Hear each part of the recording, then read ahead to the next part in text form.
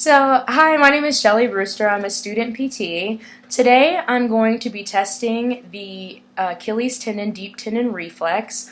I'm also going to be checking for spasticity of the wrist extensors, and I will be explaining the lateral corticospinal tract.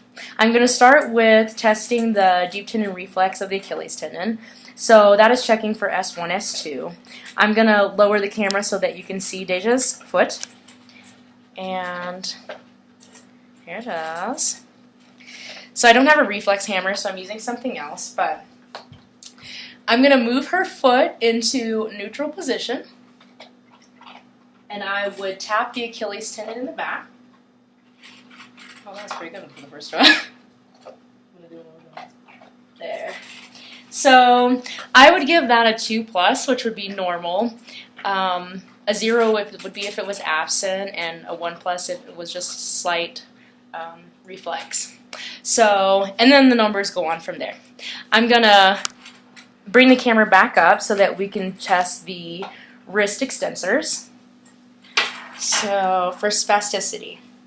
So, I would grab, okay. I'm gonna put my fingers on the, well, first I would want to check her range of motion. So I would move her hand to the range of motion, see how much she has. Okay. And then I would want to wait a while before I test again, since I've already put input into the spindle. So let's say that I have waited a while. Then I would come back and put my hands on the bony prominences in her hands to try not to touch on the muscle. And then I would move her wrist into 55% of the range, so up like this, giving the extensors a quick stretch. I'm looking to see if there's any resistance or a catch.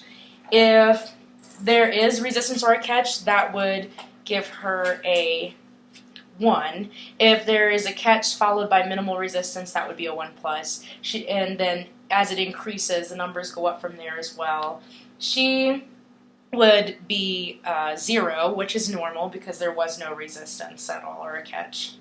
And then the last thing I'm going to do is explain the lateral corticospinal tract. So the first neuron is in the motor cortex, and then its axon will descend down the midbrain pons in the medulla.